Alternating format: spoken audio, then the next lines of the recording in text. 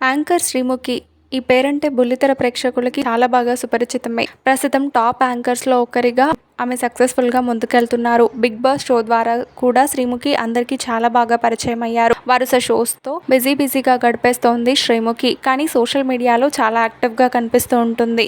ఎప్పటికప్పుడు తన ఫోటోషూట్స్ మూమెంట్స్ని, తన ఫ్యామిలీ బెస్ట్ మూమెంట్స్ని ఫ్యాన్స్తో షేర్ చేస్తూ ఉంటుంది.